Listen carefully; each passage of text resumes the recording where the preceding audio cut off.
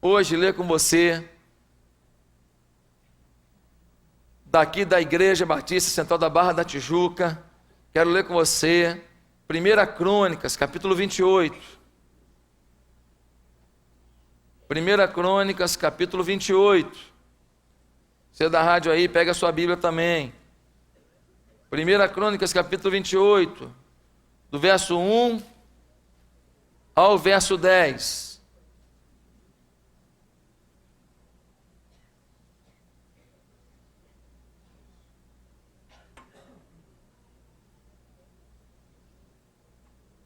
Na verdade, nós vamos ler só o versículo 9 e 10.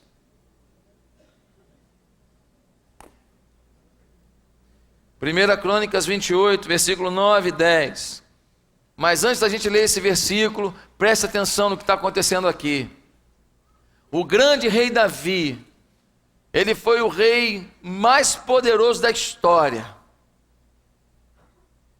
Mas chega o momento agora da construção do templo de Jerusalém. E Deus diz para Davi: Davi, você sujou muito a sua mão com sangue, e você não vai construir o templo ao Senhor, mas o seu filho Salomão vai receber o bastão da sua mão. Você vai passar para ele essa tarefa, essa missão. Ele vai construir o templo de adoração ao Deus vivo.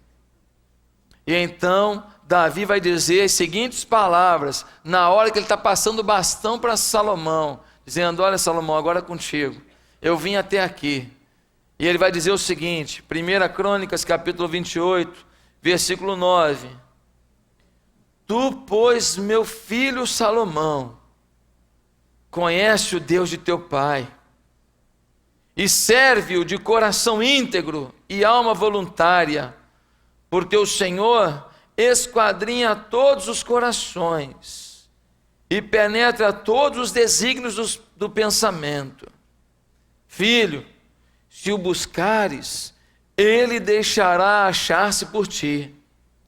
Se o deixares, ele te rejeitará para sempre. Agora, pois, atende a tudo, porque o Senhor te escolheu para edificares casa para o santuário.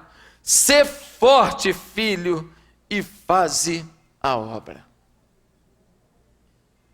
Meus queridos, nesses últimos momentos, depois de um reino tão vitorioso, Davi fala uma coisa que me encanta. Ele chega para o seu filho e diz: filho, você sabe quem é o Deus de teu pai. Você sabe quem é o Deus de teu pai. Eu não preciso agora fazer aqui um arrazoado. Eu não preciso agora aqui ficar inventando história. Eu não preciso agora ficar dando descrições. Você conviveu comigo. Você sabe a quem teu pai serve. Você sabe a quem teu pai adora. Você sabe a quem teu pai busca. Um pai falar isso para um filho é muita autoridade. Chegar no final da vida e olhar para um filho e falar: tu sabes quantos apartamentos eu tenho? Talvez não seja tão difícil para muita gente que sabe ganhar dinheiro. Chegar no final da vida e falar: tu sabes quantos diplomas teu pai tem? Talvez para algumas pessoas aí, uns inteligentes aí, uns cabeçudos aí, bom aí, isso é mole. Mas chegar no final da vida e falar assim: você sabe quem é o Deus do teu pai. E ter autoridade para falar o que ele continuou falando. Falar assim: agora eu quero te dizer uma coisa, Salomão. Serve esse Deus com todo o teu coração, como teu pai fez.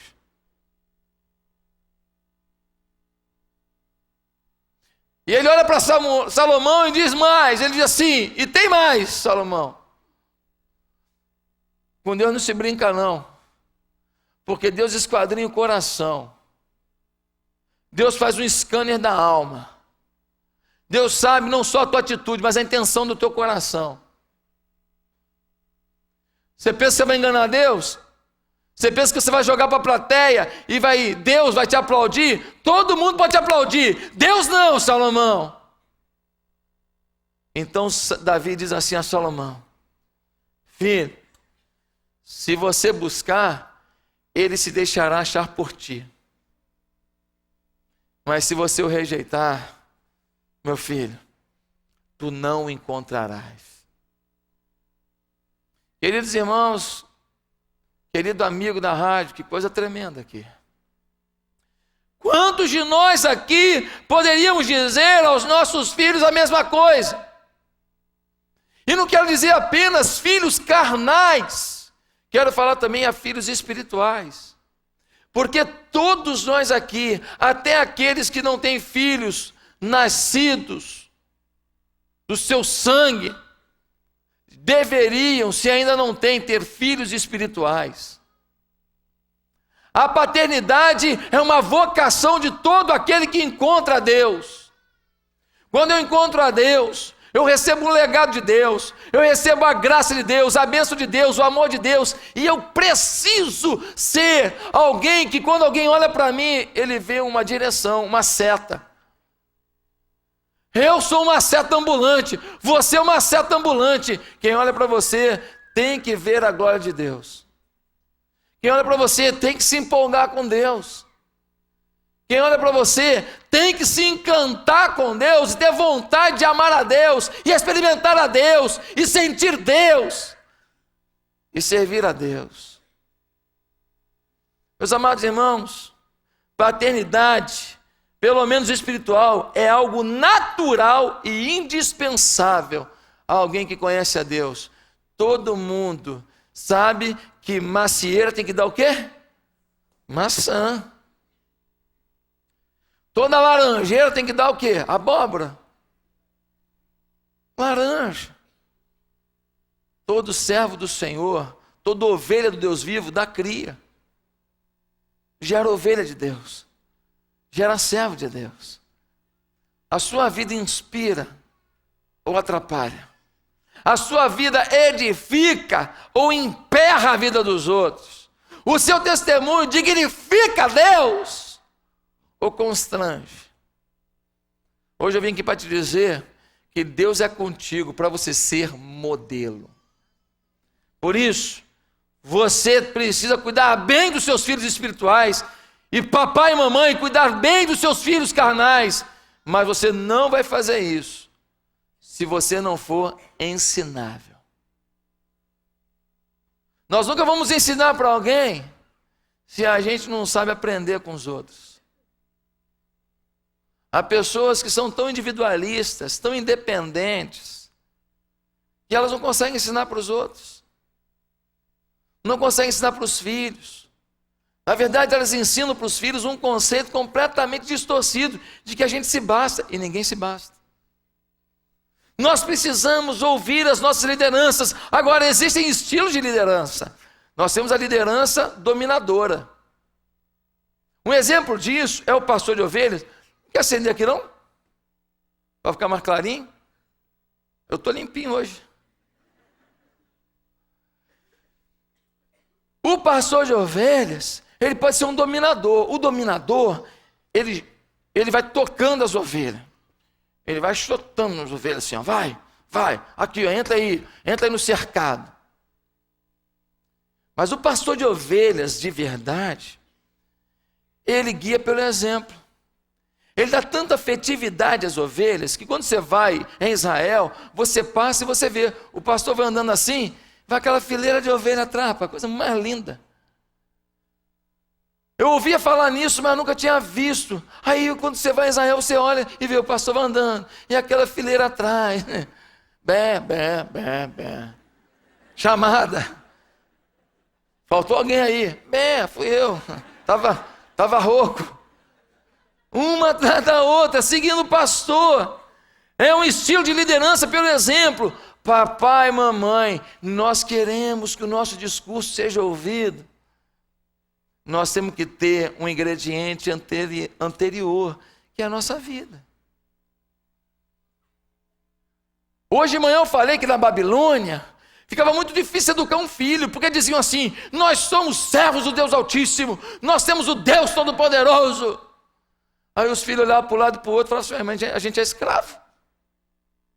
A gente passa perrengue direto. A gente passa humilhação. Que coisa é essa a gente ser servo do Deus Todo-Poderoso, querido? Quando um filho olha para você, você fala assim, você tem que buscar a Deus, ele não vê você buscando. Você fala, você tem que ir para a igreja, ele vê você falando mal da igreja. Ele vê você falando assim, você tem que trabalhar para Jesus. Ele vê você sendo um atrapalhador de Jesus.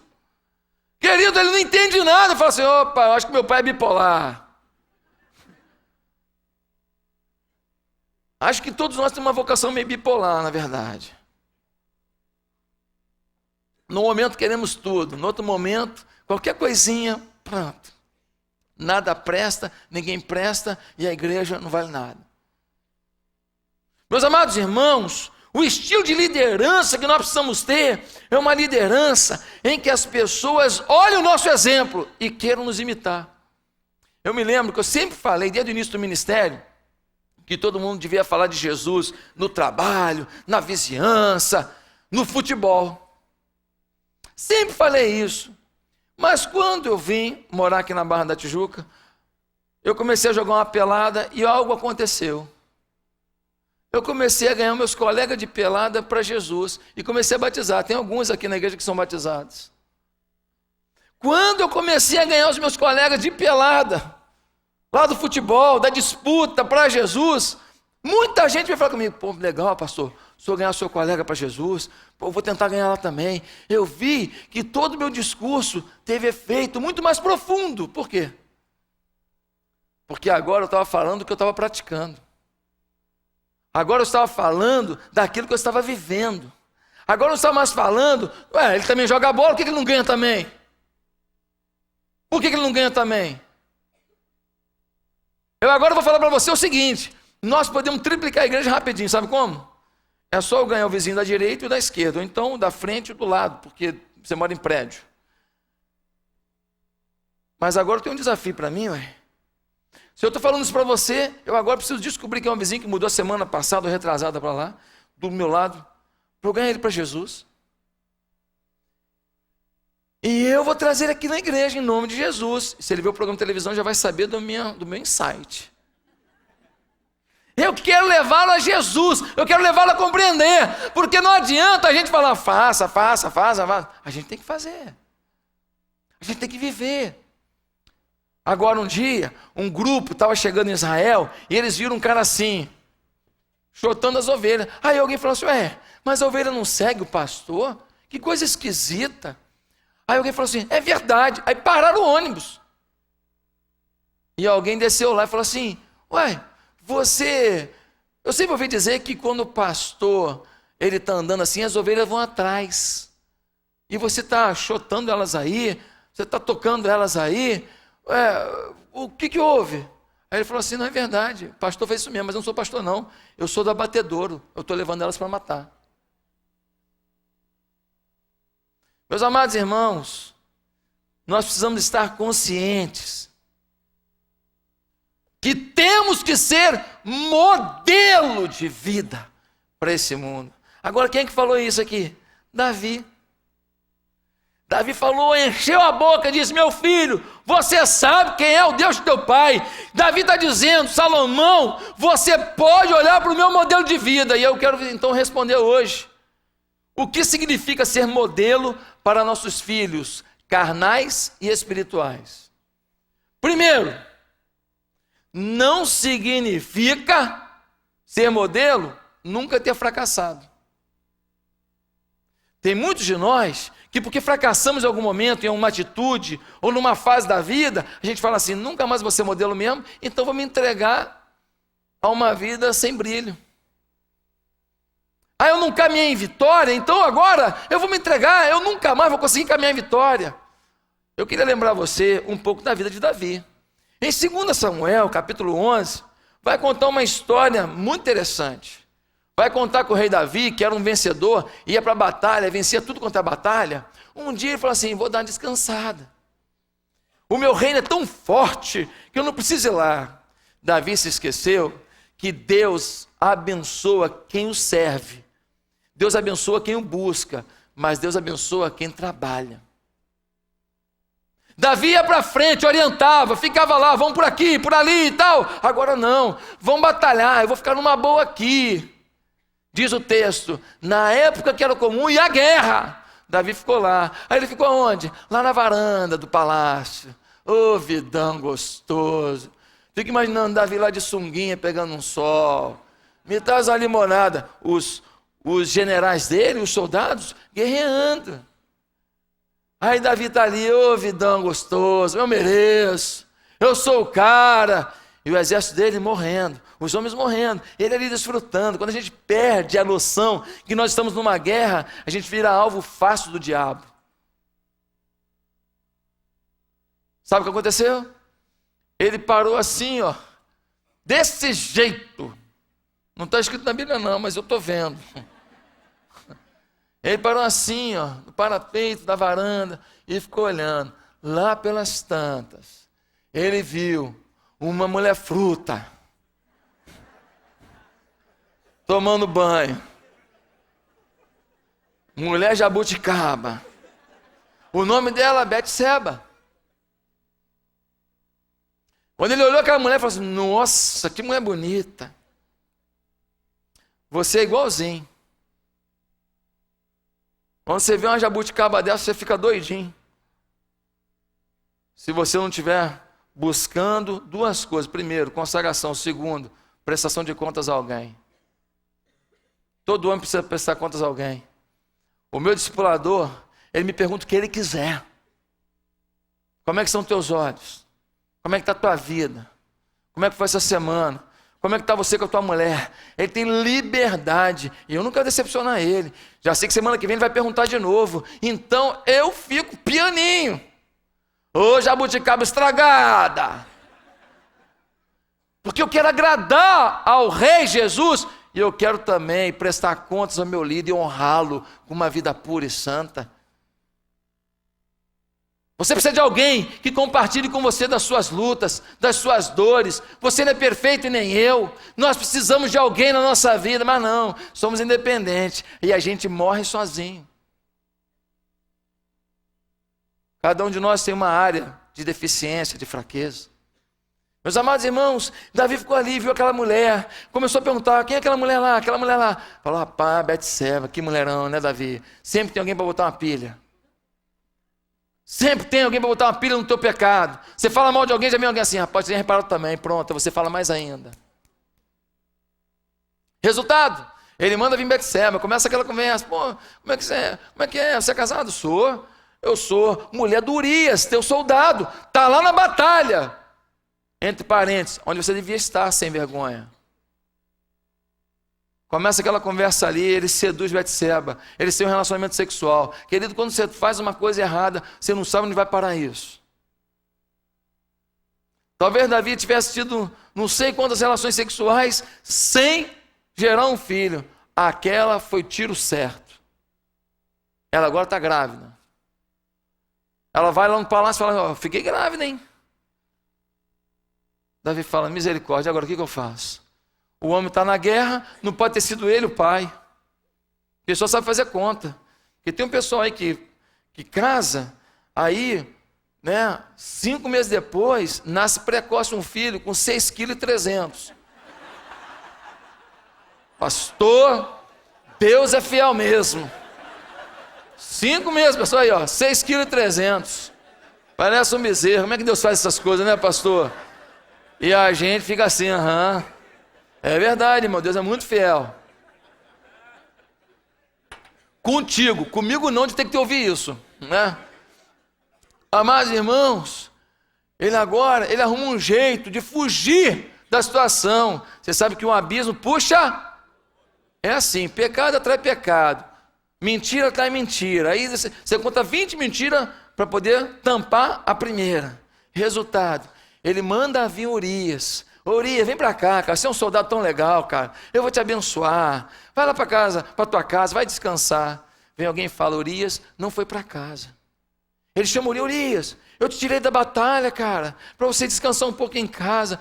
O Urias, soldado fiel, fala assim, Como é que eu ia para casa para usufruir do bem bom com a minha mulher, enquanto os soldados do meu rei estão batalhando pelo meu rei? Pelo amor de Deus, eu não queria ouvir um negócio desse não.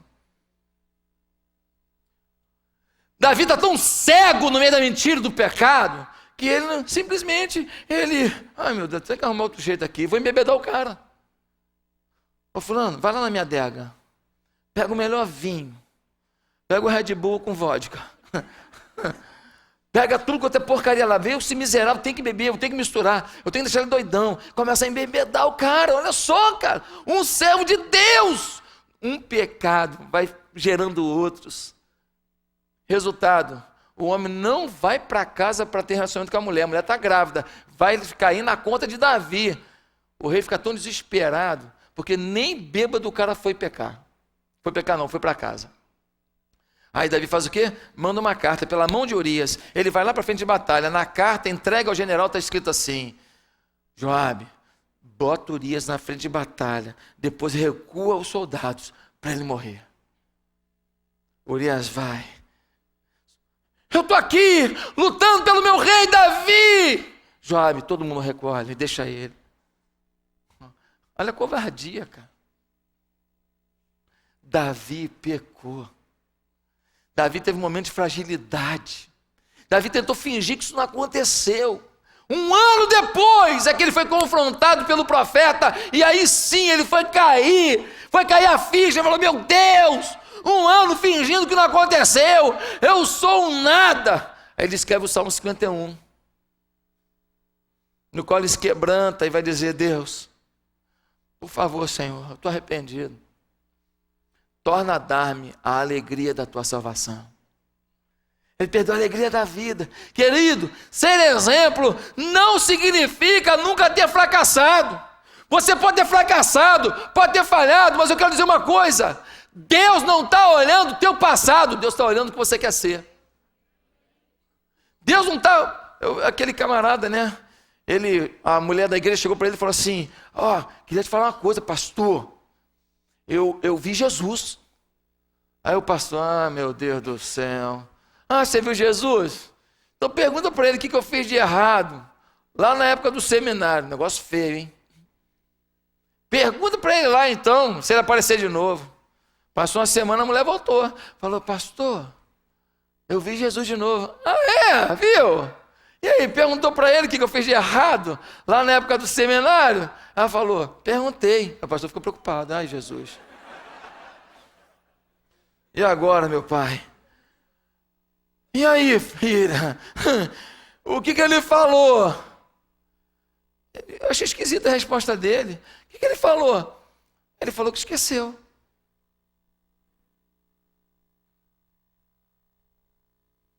Ele falou que não fica lembrando disso mais não. Ele falou que quando ele perdoa, ele perdoa.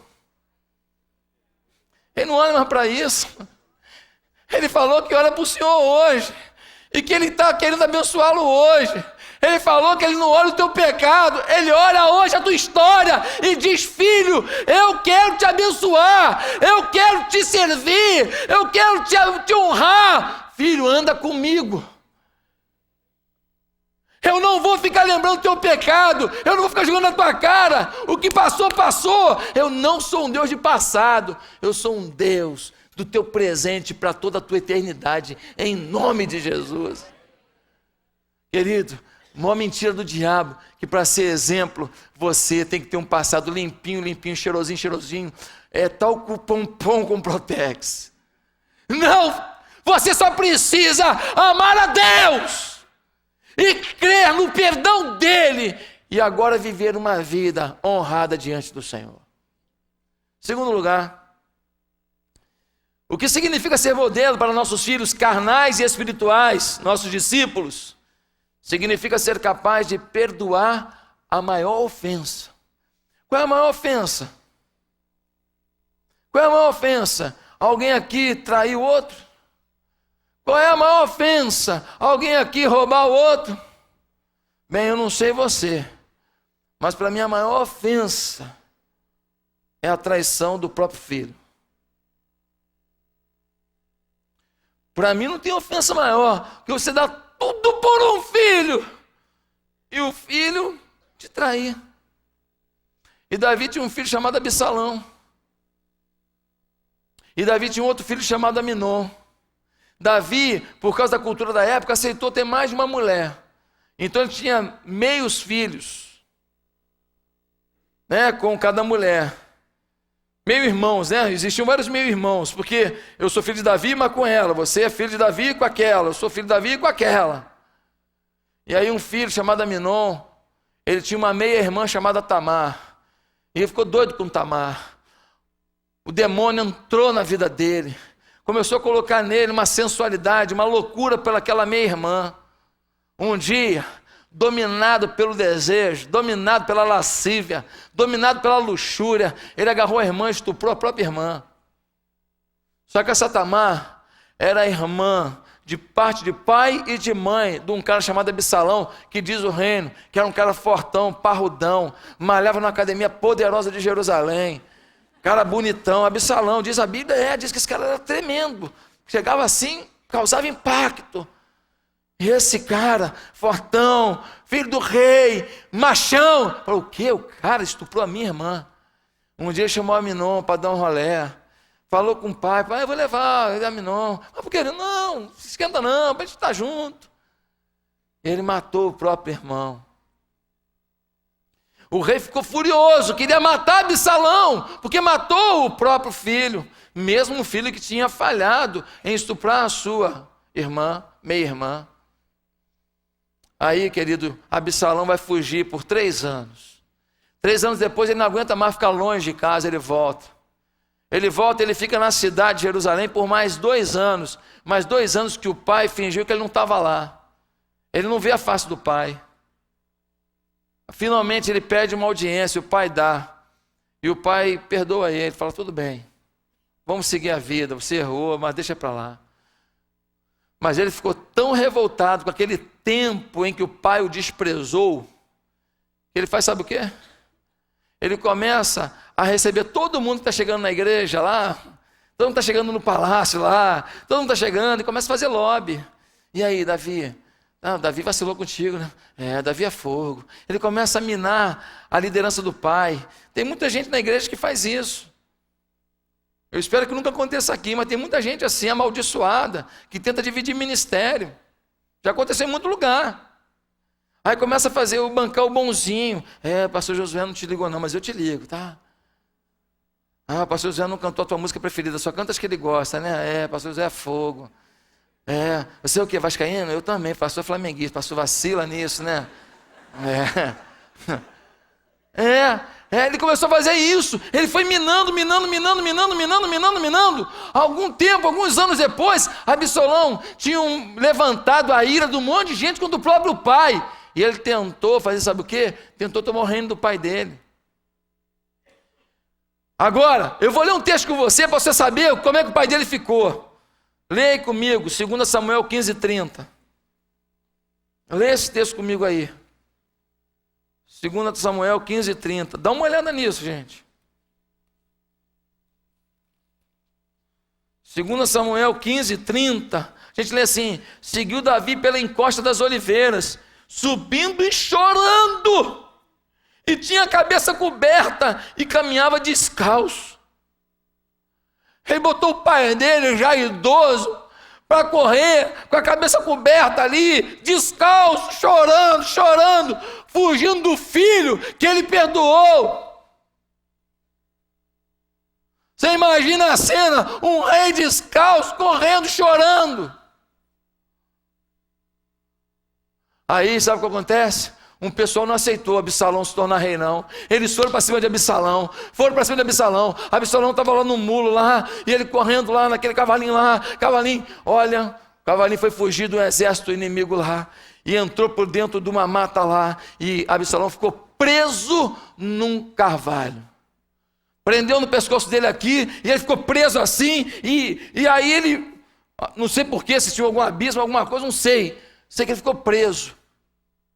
Alguém fala para Joabe, o general: Joabe, Absalão ficou preso ali. O rei tinha falado: por favor, preservem a vida do meu filho, não matem o meu filho. Ah, meu querido, Joabe estava com raiva de Absalão, até porque Absalão já tinha queimado uma parte do terreno dele. Absalão não era fácil, não. Ele vê Absalão pendurado, meu irmão, pega 3 flechas, mira no coração. 3 flechadas no coração.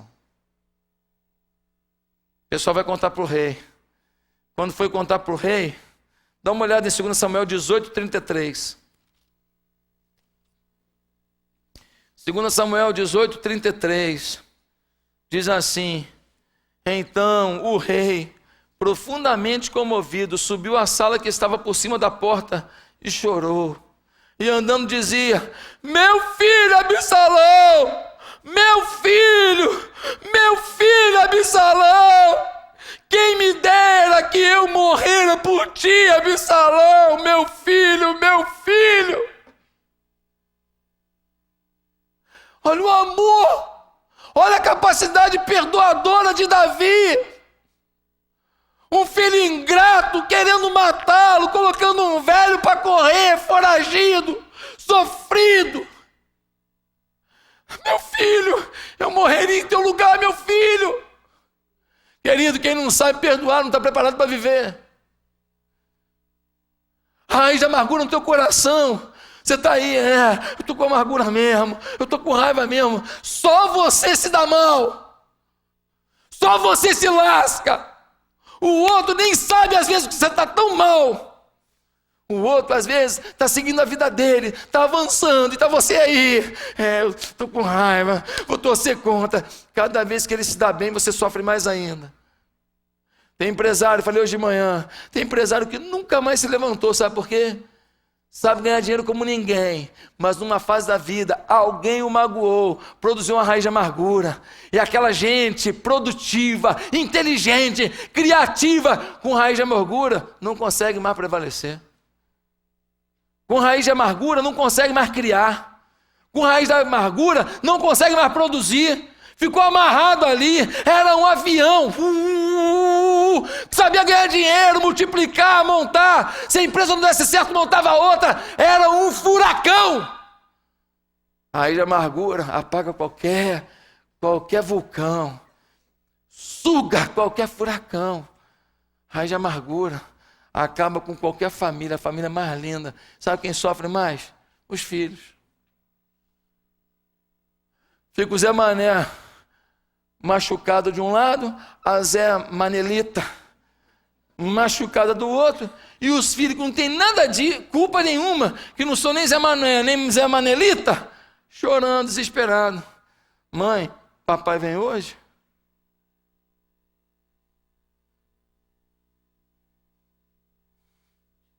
Isso. Por quê? Porque a gente não sabe perdoar. Porque a gente não consegue ter amor suficiente para falar, puxa vida, eu vou dizer que eu não concordo, que eu não aceito, mas eu preciso aprender a perdoar. Meus queridos irmãos, tem que ser exemplo de perdão. É o maior exemplo que você pode dar para alguém. É o exemplo de amor. E perdão é o ponto mais profundo. A manifestação mais profunda do amor é o perdão. Em terceiro lugar, o que Davi estava dizendo quando ele disse: olha, seja meu imitador, filho. Você sabe quem é o Deus de teu pai. Ser modelo significa ser capaz de lidar com as adversidades, sem duvidar de quem é Deus. Ser modelo significa ser capaz de lidar com as adversidades, sem duvidar de quem é Deus. Querido, Davi pecou e todo pecado tem consequência. Por causa dessa lambança que ele fez, uma mulher aqui, outra mulher ali, porque ele não puniu Aminon devidamente, gerando em Absalão raiva, porque ele também não chamou Absalão, depois que Absalão voltou e conversou e tratou, simplesmente ignorou, porque ele cometeu alguns erros numa fase da vida dele, porque ele adulterou. O que aconteceu? A família dele ficou numa lambança. Agora, o que eu acho mais incrível em Davi, é por isso que ele é chamado de homem segundo o coração de Deus. É que ele foi vivendo com Deus, servindo a Deus, coisa mais linda. Gente, coisa mais linda, a vida que Davi vivia com Deus. Aí, no momento da vida, ele escorregou. Ele vacilou. Aí, passou o escorrego, vieram as consequências. Mas sabe qual é o problema da gente? Quando as consequências dos nossos pecados acontecem, a gente arruma rapidinho um culpado. Sabe o nome dele? Deus. E como a gente às vezes não tem coragem de xingar Deus, a gente bota a culpa no pastor, no nosso pai, na nossa mãe, no marido, na esposa, num amigo, na igreja, na família, na célula. A gente arruma alguém para culpar. No fundo, a gente está revoltado com Deus. Como é que Deus deixou isso acontecer comigo? O que eu acho mais lindo na vida de Davi é que quando vieram as consequências dos pecados dele, ele em nenhum momento, ele disse, Deus, isso é injusto. Em nenhum momento ele disse, Deus, não concordo com o Senhor não. Muito pelo contrário, ele escreveu um monte de salmos dizendo assim, as tuas misericórdias se renovam a cada dia. Ele escreveu um bando de salmos dizendo, tu és Deus. Ele escreveu um salmo dizendo, o Senhor é meu pastor, nada me faltará, ainda que eu andasse pelo vale da sombra da morte, não temeria mal algum, porque tu estás comigo, a tua vara e o teu cajado me consola, preparas uma mesa perante mim, na presença dos meus inimigos, unge a minha cabeça com óleo, e o meu cálice transborda, certamente que a bondade e a misericórdia me seguirão todos os dias da minha vida, e habitarei na casa do Senhor por longos dias. É isso que ele declara. Ele não se rebela contra Deus. Há consequências dos nossos falhos atos. Ele sabe que a conta chega, é normal, é a lei da semeadura. Não adianta culpar Deus, se rebelar com Deus, parar de vir na igreja. Vou largar a célula, não vou mais liderar a célula. Você está pensando que célula é o quê? A célula da igreja, é uma igreja. Estou revoltado, vou fechar a célula. Você está de brincadeira comigo? Você vai abandonar a oportunidade de servir esse Deus, porque você está magoado. Meus amados irmãos, Deus deixa algumas coisas para 45 do segundo tempo. Eu também não gosto disso. Eu também não gosto disso. Os primeiros anos aqui da igreja, meu Deus, eu não sabia para onde ir. Entrava no Barra Shopping, entrava lá num pedaço do Barra Shopping, lá no New York, e andando pelo Barra Shopping, falando, Deus, me mostra alguém para levar para a igreja. Deus, me mostra alguém para levar para a igreja. Deus, me mostra alguém para levar para a igreja. E andando de fora a fora daquele Barra Shopping, pedindo a Deus uma alma. Estava 6 anos fora da cidade, pastoreando em Ipatinga, Minas Gerais. Quando achava alguém, falei, eu conheço aquele cara. Eu falei, beleza, tal. E aí, rapaz, beleza? Eu morei em Ipatinga, agora eu estou aqui. Rapaz, vamos marcar um café, me dá teu telefone aí. Então, aí, quando estava assim, o clima legal, eu falei, olha, eu sou pastor aqui na cidade agora, eu tenho igreja. Onde é que fica a tua igreja? Eu falei, não é bem assim, igreja. Não é bem assim, né? A gente reúne numa escola municipal, mas na escola, na escola. Tá, na escola. É no centro de convenções. Não, numa sala que tem lá. É? Então tá, né? Vou ver se eu apareço. Eu ficava assim pensando, meu Deus, como vai ser essa história?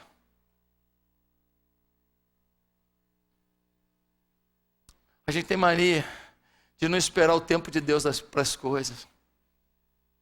Alguns param aos 44 do segundo tempo. Falta só 1 minuto para a tua vitória chegar. Se você crê em Deus, você está vivendo em Deus, não duvide, vai chegar a tua hora. Deus vai abrir uma porta. Ande com Deus, crê em Deus. Não duvide dele. Não se revolte com as consequências do seu pecado. Davi nunca perdeu a noção de quem era Deus por causa da sua adversidade e não foi pequeno. Mas em último lugar, se você quer ser um modelo para os seus filhos carnais e espirituais, você precisa, isso significa ter comunhão intensa com Deus. Davi foi chamado de um homem segundo o coração de Deus. Como é que um homem errado pode ser um homem segundo o coração de Deus? Como é que um homem que pecou e pegou feio, adulterou feio, pode ser um homem segundo o coração de Deus? Queridos, quando Samuel estava procurando um rei para Israel, lá em 1 Samuel 13:14. Samuel vai falar para Saul: Saul, Deus já separou um homem segundo o seu coração. Aí você fala: mas foi antes do pecado. Isso foi antes do pecado. Mas depois que ele pecou, ele deixou de ser um homem segundo o coração de Deus. Depois que ele pecou, ele pagou o preço. Mas humildemente ele continuou na presença do Senhor. Humildemente ele disse: Deus, Tu és o meu Deus. Não tem outro bem além de Ti. Salmo 16,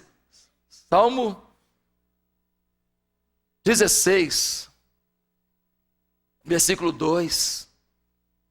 Ele disse: uns acreditam em carros e cavalos, mas nós faremos menção do nome do Senhor nosso Deus. Salmo 20, versículo 7. Ele vai dizer: Deus, eu não sou nada, mas Tu és tudo. Por Tua causa eu acredito que eu posso ir adiante. Meus amados irmãos, Davi era um homem consagrado. Davi era um homem modelo. Um homem quebrantado. O meu discipulador é o pastor Geraldo. Ele é pastor de uma igreja pequenininha lá em Santarém. A igreja tem 60 mil membros. São 28 lugares de culto. Cada lugar de culto tem vários cultos durante o dia. 60 mil pessoas. Um dia me falaram, ele tinha 50 mil na época. Me falaram: olha, vai ter um congresso aqui e vai ter um homem aí de uma igreja de 50 mil membros. Ele vai estar falando lá. Aí eu fui lá. Cheguei lá e tal. Aí fiquei lá, né, parado. Aí, quem estava comigo nesse dia? O pastor Leandro estava comigo. Aí eu fiquei: meu Deus, cadê o pastor dos 50 mil? Cadê aquele cara com terno bonitão? Cadê aquele cara ali, né, com a maleta, aquela maleta chique? Cadê esse cara dos 50 mil? Aí não vi, mas vi dois caras assim, com cara de pescador assim do lado. Aí lá pelas tantas, o cara está apresentando o culto, fala assim: agora vou chamar aqui o pastor Geraldo, pastor da igreja da Paz de Santarém, um homem de Deus, eles têm lá 50 mil pessoas. Aí levanta o pescador, com aquela calça jeans desbotada. Eu olhei e falei: uai. Quando ele abriu a boca, meu irmão, eu comecei a sentir a unção. Eu falei: meu Deus, homem simples, cheio da unção. Aí fui falar com ele nunca tinha me visto. Aí falei com ele assim: ô pastor, tudo bem? Olha, eu sou o pastor Josué. Meu irmão, muito prazer. Eu falei: eu sou pastor aqui no Rio de Janeiro. Irmão, que bom. Eu falei: pastor, estou muito interessado na igreja avançar, cuidar bem das pessoas. Nós já temos 1000 membros, mas nós não estamos cuidando tão bem e tal. Aquele homem me deu o celular dele. Eu falei: o celular, cara? O cara dos 50 mil me dá o celular. Fui para Santarém.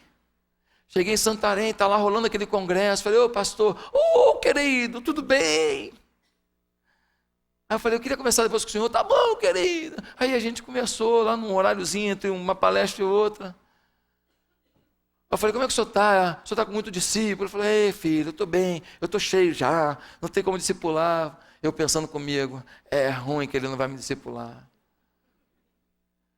Cheguei no Rio aqui, peguei um avião, fui lá em Fortaleza, no discipulador dele, pastor Eibe Ruben. Cheguei lá, o Eibe estava molinho para mim, porque tinha pouco pastor, numa semana lá de pastores, tinha só uns 4 pastores lá, visitando a igreja. E eu fui, jantei com o pastor Eibe, almocei com o pastor Eibe, e contei história do pastor Eibe, contei piada do pastor Eibe, escutei piadas do pastor Eibe, e estamos convivendo ali. No último dia, o pastor Eibe estava passando mal. Eu falei: é hoje. O cara passando mal está com pressa. Pastor Eibe passando mal, gente, vou almoçar aqui, é o dia que eu ia vir embora. Quando ele está saindo, você vai: pastor, preciso falar um negócio com o senhor aqui. Vem cá, meu querido. Pastor Eibe, deixa eu falar com o senhor. Eu não vou nem pedir ao senhor para ser meu discipulador, seria uma honra para mim, mas estou vendo que o senhor está muito ocupado e tal. Deixa eu falar uma coisa para o senhor: o pastor Geraldo tem que ser meu discipulador. Ele não vai se arrepender, não. Eu vou honrá-lo. Tem um povo lá na Barra da Tijuca que vai honrá-lo. Ele vai multiplicar a vida dele, porque tem um povo lá determinado em conquistar a cidade. Ele ficou me olhando assim, passando mal. Tá bom, vou conversar com ele. Quando ele foi conversar com o pastor Geraldo falou assim: pastor Eibe, eu estava discipulando um camarada que já tem um tempo que ele não me procura, e é lá do Rio de Janeiro. Então, se você quiser, eu posso dar essa vaga para o Josué. E assim ele começou a me discipular e me ajudar na caminhada da fé, porque eu não quero envergonhar a Deus, eu quero ser um homem consagrado. Você quer ser consagrado? Procure a ajuda de alguém. Para de ser independente. Para de fazer um monte de coisa, no final você não fez nada. Você ganhou alguém? Você discipulou alguém? Alguém foi para o céu? Não, você não fez nada. Eu toquei flauta, trombone. Chegou no céu, tu fala isso. Olha, eu toquei trombone. Você tocar trombone, não descer e dar do trombone para poder assoviar a mensagem de salvação para alguém, não vai adiantar, filho. O trombone não vai entrar no céu.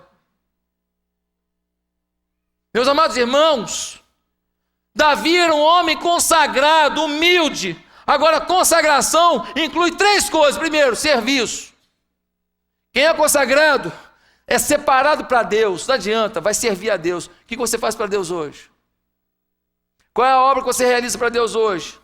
Ah, pastor, não sei se eu vou ser líder de célula, não sabe. Ah, não sei se eu vou pastorear gente, não sabe. Deus quer te dar muito de filhos espirituais, querido. Deus quer ver você prosperar em fé, crescer. Quando você cuida das coisas de Deus, Ele cuida das suas, creia nisso. Segunda coisa, ser consagrado envolve generosidade. O que você ganha, abençoa quem? Quem está sendo abençoado por causa do dinheiro que você ganha, por causa do talento que você tem, por causa das oportunidades que você tem, a quem você abençoa? Ser consagrado significa: eu preciso ser uma expressão do amor de Jesus na vida das pessoas. Eu não posso ser egoísta, eu não posso reter para mim. Eu preciso de alguma maneira manifestar graça para as pessoas. Será que você faz a diferença na vida de alguém? Uma irmã aqui da igreja começou a pagar um colégio muito bom para o filho da sua ajudante em casa. Esse menino começou a tirar notas excelentes, estudando no ambiente que não é dele, estudando num ambiente onde todo mundo tem iPhone, estudando num ambiente onde todo mundo vai para Disney. Ele não tem nada daquilo, ele não tem roupa de marca, mas ele estudou no mesmo colégio e o garoto pegou a oportunidade. E o garoto é um grande estudante, está indo em frente, e aquele menino tem tudo para fazer agora uma faculdade particular, uma faculdade pública, porque ele tem grandes notas numa bela escola. Essa irmã que está semeando na vida dele ainda não tem noção do que Deus vai fazer através desse garoto. E ele sabe que isso que ela está fazendo é por amor, generosidade. Já passou. Ah, ele passou na faculdade porrequinha que abriu um dia desse aí. Qual foi mesmo? A UFRJ. Filho da faxineira. Na UFRJ, porque alguém foi generoso. Nós podemos fazer mais.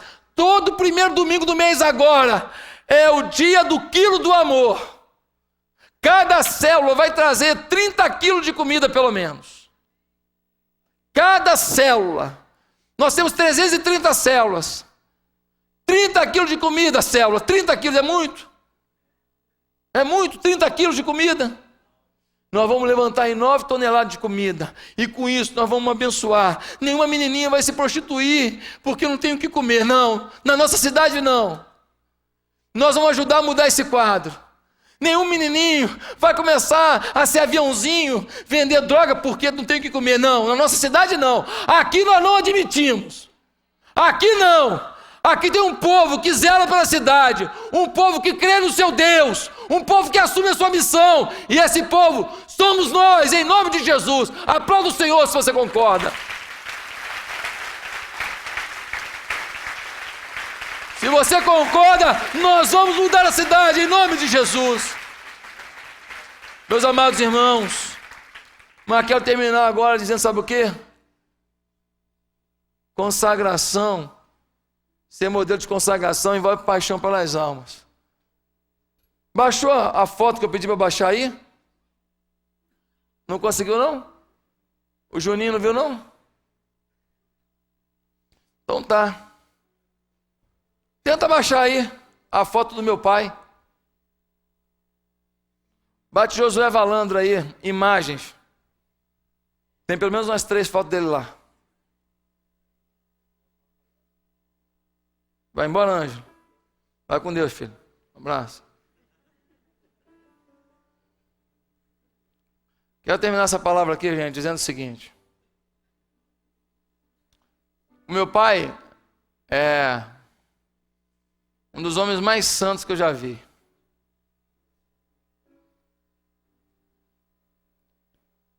E o meu pai sempre foi para mim um modelo de homem consagrado a Deus. E o meu pai sempre foi um modelo de paixão pelas almas. Não sei se você sabe que lobo morde, mas ovelha também morde. E o meu pai já foi muito mordido como pastor. Tem muita gente que não tem muita misericórdia de pastor. Não consegue entender a vida do pastor. Mas não falo isso com lástima não, porque não tem nada mais lindo que ser pastor. Então morra de inveja, ou então vem para o time, quero que você venha. Quero que você seja pastor e pastora, em nome de Jesus. É o sonho meu para cada um de vocês. Pastor, eu vou pastorear quem? Não sei se você vai pastorear 2, 3, 4, 10, 5 pessoas, 90, 100, 1000, não sei. Mas eu quero que você cuide de gente. Não se impressione com quem tem, muitas ovelhas, não. Quem Deus colocar na sua mão, você vai cuidar bem cuidado e Deus vai te honrar. É lindo isso, é maravilhoso. O meu pai foi ter uma casa própria com 30 anos de ministério. Quando eu vejo assim, porque pastor fica endinheirado, eu falo, meu Deus, quem fala isso vê só alguns que aparecem ali na televisão ali e acha que todo mundo tem a vida que alguns deles têm, né? Eu não estou falando contra eles não, estou dizendo que são poucos que têm essa situação financeira. Meu pai, depois de 30 e poucos anos de ministério, foi ter o primeiro imóvel dele, um quarto e sala na Ilha do Governador, do lado de um lava-jato. E eu começava a lavar ali no lava-jato, aí dava infiltração nas paredes, era um inferno. A gente não morava lá não, tinha a casa pastoral. Aqui quando ele aposentasse, ia ter que deixar a casa pastoral para o novo pastor. Mas pelo menos ele já tinha um imóvel. É esse cara aí, ó.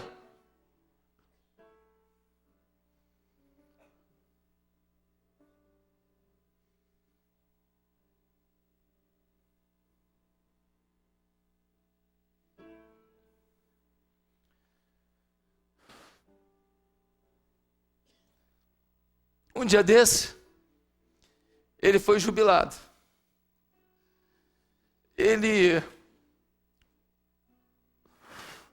Emerson, canta uma música de alegria, tô brincando. Ele foi jubilado, ele estava se despedindo da igreja, porque não dá mais para ele liderar uma igreja com mais de 1000 membros, e já com 71 anos ele fez agora, então ele estava sendo jubilado.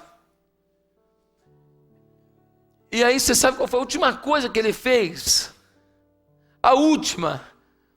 Eu estava em Santarém com o pessoal, porque eu já tinha marcado uma conferência, marcaram numa quinta-feira a despedida dele, ele não pude estar. Fiquei assistindo, graças a alguns irmãos queridos aqui que botaram no Skype para eu ficar assistindo. No meio daquela homenagem toda, a igreja deu um presente para ele, muito legal.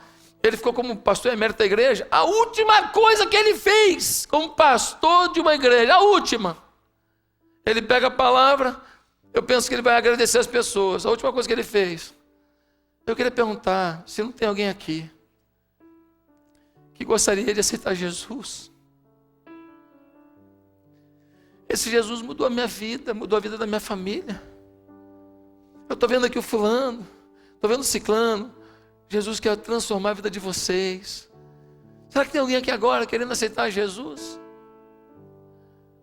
O último ato oficial do meu pai no ministério pastoral foi o que ele fez a vida inteira: amar pessoas e querer levá-las a Jesus.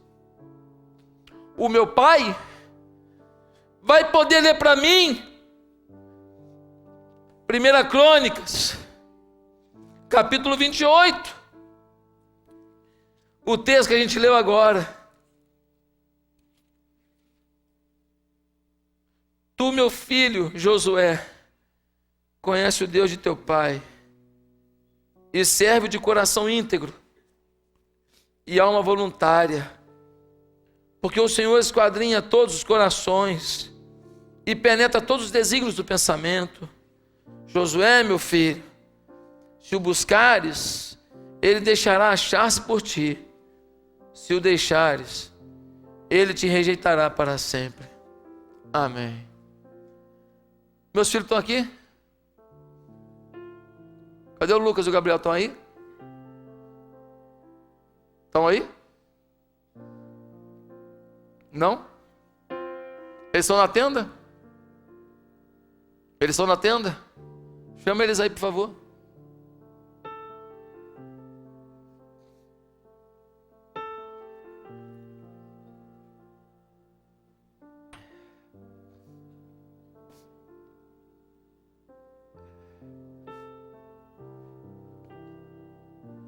Eu não sei quanto a você,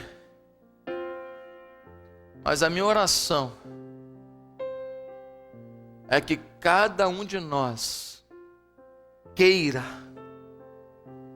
muito, no final da vida, poder olhar para o filho e falar assim: filho, tu sabes quem é o Deus de teu pai, serve-o com todo o teu coração. Eles estão aí não? Estão foragidos, né? Ei, fase. Então deixa. Quero perguntar uma coisa aqui. Tem alguém aqui que nessa noite foi tocado pelo Espírito Santo de Deus? E você está dizendo assim: pois é, eu quero que os meus filhos amem a Deus. Não só meus filhos carnais. Eu quero ter filhos espirituais. Eu quero levar pessoas a amar a Deus através da minha vida. Será que você está sendo tocado por Deus? Se você quer isso hoje, eu quero convidar você a fazer uma oração. Quero convidar você de todo o coração a fazer uma oração dizendo: eu quero isso. Eu quero me entregar para Deus. Quero sentir Deus. Eu quero que Jesus Cristo reine na minha vida. Você quer isso hoje? Então curva a sua cabeça agora. Eu quero pedir que todo mundo repita isso comigo aqui agora. Todo mundo que quer hoje aceitar Cristo como Senhor da vida. A igreja está de cabeça baixa. Queria que você orasse comigo. Diga assim: Senhor, eu quero hoje pedir perdão dos meus pecados. E eu quero hoje receber Jesus como Senhor da minha vida. Eu quero hoje receber o controle de Jesus sobre a minha história. Eu quero ter muitos filhos espirituais. E os filhos carnais que o Senhor me deu, que eu já tenho, eu quero que todos eles, no final da minha vida, possam saber quem é o Deus de seu pai, quem é o Deus de sua mãe. Em nome de Jesus, amém.